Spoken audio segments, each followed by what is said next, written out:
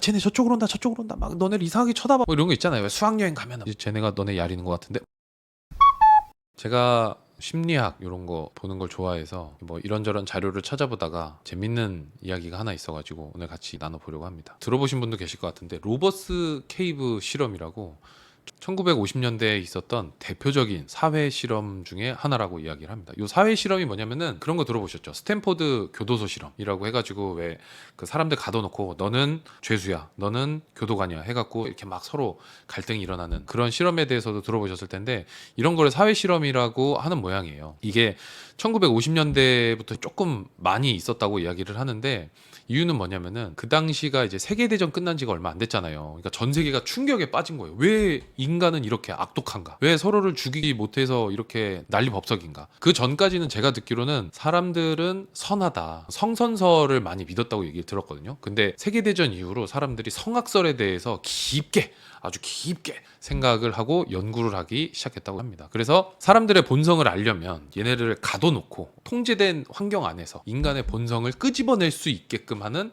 여러 가지 실험들을 많이 했다고 합니다. 근데 요즘은 이런 게 없죠. 사람들의 마음을 알아볼 수 있는 게 이런 사회 실험 말고도 우리가 이미 검색 엔진이나 핸드폰 로그 같은 걸 통해서 우리가 무슨 생각을 하는지 다 추적이 가능하잖아요. 빅데이터 같은 걸 통해서. 그래서 우리가 아무리 거부해도 어쩔 수 없습니다. 내가 유튜브에다 뭘 검색하면은 유튜브 알고리즘이 죄다 그걸로 도배되는 것처럼 우리의 마음을 항상 누군가가 들여다보고 있다. 하지만 예전에는 어떤 생각을 하는지 알 수 없기 때문에 가둬놓고 이런 실험들을 했다. 근데 요즘은 많이 없어진 이유가 아까 말씀드렸던 것처럼 기술의 발전도 있기는 하지만 윤리적인 문제도 있고 그리고 비용적인 문제도 있기 때문에 이런 실험들이 실제로 이루어지진 않는 것 같습니다. 대신에 OTT에 이런 흔적들이 좀 남아있죠. 그래서 OTT 뭐 넷플릭스 이런 거 보면 그런 거 하잖아요. 막 가둬놓고 서바이벌 하고 막 이런 것들. 네, 그런 거랑 비슷한 게 바로 사회 실험이다. 그러면 오늘 말씀드릴 로버스 케이브 실험이라는 게 뭐냐를 설명드려보면은 이 실험의 총책임자는 무자퍼 셰리프 박사. 네, 이 사람은 어떤 사람이냐면은 그 세계대전도 경험했고 어린 시절에 뭐 어떤 그 개인의 경험이 있나 봐요. 그래서 사람들은 왜 갈등이 생기고 어떻게 해결해야 되나 평생을 고민했다고 하는데 이거를 확인하기 위해서 로버스 케이브 국립공원에다가 아이들을 몰아놓고 여기에서 실험을 한 거예요. 자, 실험에 대해서 조금 자세하게 설명을 드리면은 1954년 여름에 11살짜리 중산층 백인 개신교의 공통점을 가지고 있는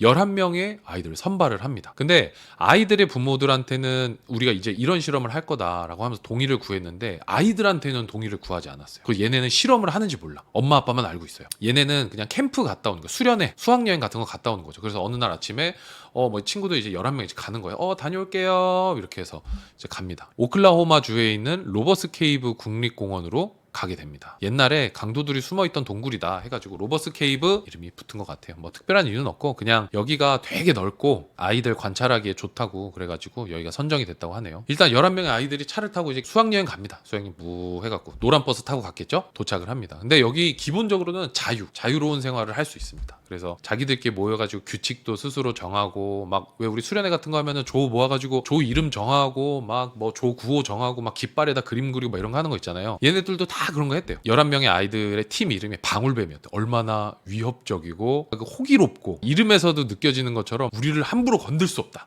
약간 그런 게 있잖아요. 도끼 어린 아이들의 그 의지를 엿볼 수 있는 이름이라고 볼 수 있을 것 같습니다. 어쨌든 아이들은 이제 방울뱀이라고 자기들의 이름을 정하고 역할 분담을 해요. 이제 밥 먹는 거, 이제 청소하는 거, 빨래하는 거, 이제 3주, 4주 동안 이제 캠프 해야 되니까 자기 역할들을 정하게 되고 사람이 2명 이상이 생기면은 지배계층과 피지배계층이 나뉘어지는 것처럼 여기서도 리더가 생기고 이제 뭐 이렇게 뭐 자기들끼리 뭘 했나 봐요. 근데 11살짜리 애들 모였으니까 뭔가 갈등도 있기는 했는데 캠프 안에 그 연구원들이 있을 거잖아요. 선생님으로 가장한 연구원. 그래서 선생님들이 막 야 우리 오늘은 뭐 수영하자 뭐 축구하자 뭐 이렇게 하면서 막 아이들이 친해지고 있었나. 그래서 너무 즐거웠나 봐. 일주일 동안 막 밤에 막 캠프파이어 하고 막 삼겹살 이렇게 막 구워 먹고 얼마나 즐겁겠어요. 부모님도 안 계시고 자기들끼리. 그렇게 일주일이 지나고 2주차가 됐을 때 연구원들이 제안을 합니다. 우리 지난주는 여기서 너무 즐거웠으니까 베이스 캠프를 다른 곳으로 옮겨볼까? 해서 얘네가 짐을 챙겨가지고 다른 곳으로 이동을 하죠.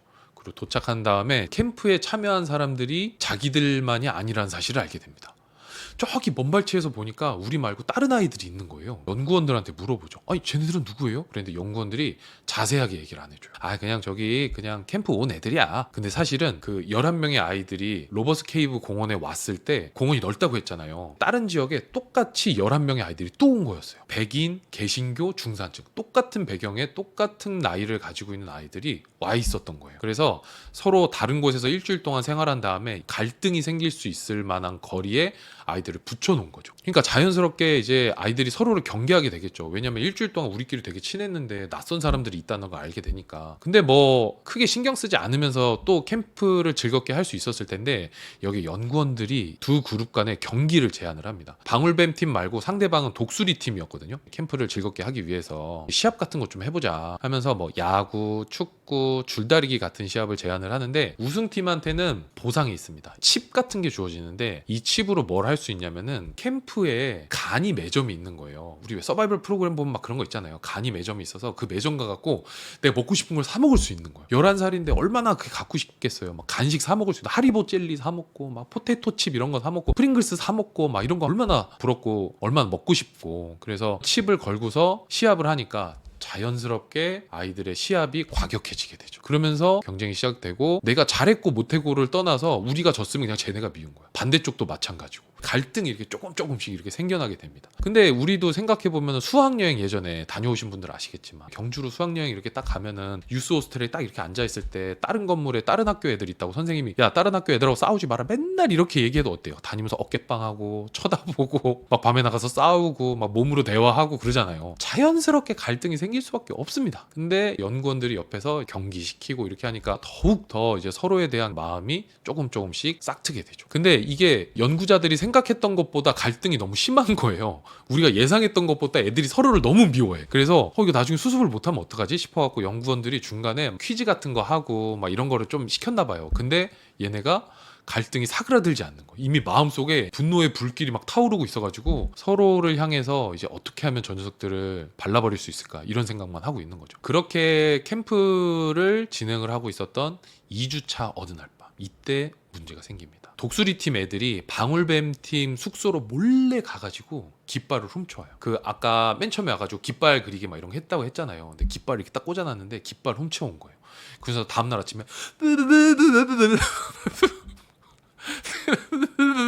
이래가지고 방울뱀 팀을 놀린 거죠. 그래서 독수리 팀이 막 야 역시 우리가 최고야 이렇게 얘기하니까 방울뱀 팀이 어떻게 해요? 가만두지 않겠어. 이제 분노가 겉으로 표출되기 시작하는 거죠. 그래서 그날 밤에 독수리 팀으로 가가지고 깃발을 훔쳐옵니다. 훔쳐오고 나서 마찬가지로 다음날에 그래가지고 아이들 사이에 갈등이 계속 고조되기 시작하는 거예요. 그래서 연구원들도 밤에 잠도 제대로 못 자고 애들은 불침번을 쓰면서 밤에 돌아가면서 서로 깃발을 뺏고 막 깃발을 뺏는 과정에서 서로 막 밀치고 막 다치고 깃발이 부서지고 욕하고 연구원들이 얼마나 피곤하겠어요. 자기들 자고 있는데 저쪽에서 막 막 이러면서 막 욕하고 막 야 이 뭔지 막 이러니까 막 연구원들이 잠을 잘 수 있겠어. 그래서 결국 나가가지고 얘들아 그만해라. 싸우지 말아라. 이 연구원들이 앉아가지고 우리가 생각했던 것보다 애들이 갈등이 너무 심하다. 이걸 어떻게 하면 해결할 수 있을까 고민을 하던 차에 얘들아 우리 다 같이 모여갖고 우리 재밌는 영화 보자. 그래서 영화 보고 팝콘도 먹고 우리 공원에 있는 뭐 콩이나 뭐 이런 과일 같은 거 주워볼까? 이런 거 줍고 야 선생님들이 이번에는 폭죽놀이를 준비했어요. 삐용 빵빵빵 터지는데 화해가 되겠습니까? 전혀 되지 않죠. 오늘 밤에도 저기 가갖고 어떻게 하면 깃발을 가져올 수 있을까?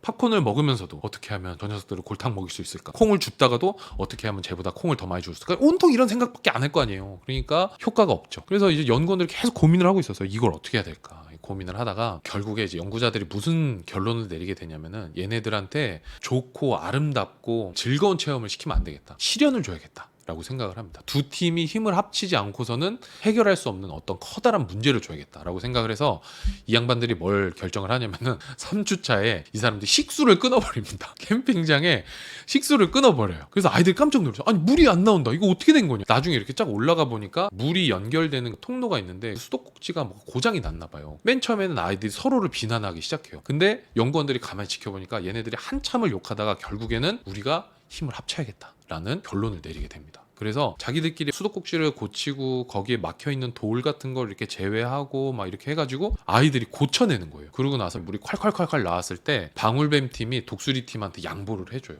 방울뱀 팀은 물통에 아직 물이 남아있었거든. 큰 물통이 있어가지고. 그래서 야, 우리 물 있으니까 너네 먼저 써. 독수리 팀 아이들의 마음이 사르르 녹는 거죠.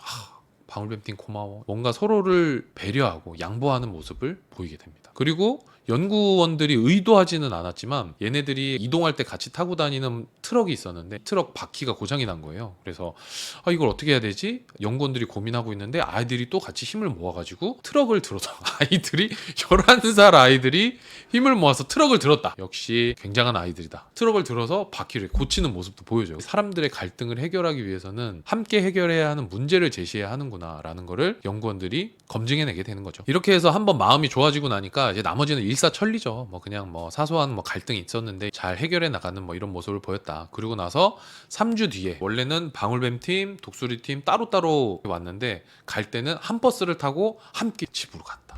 여기까지 하면은 참 아름다운 마무리가 되는데 이 실험에는 반전이 하나 있습니다. 2016년 영국 가디언지에 한 기사가 실리는데 호주의 유명한 심리학자 지나 페리 박사라는 사람이 있거든요. 근데 이 사람이 어떤 사람이냐면 유명한 사회 실험들을 조사하고 재검증하는 사람이에요.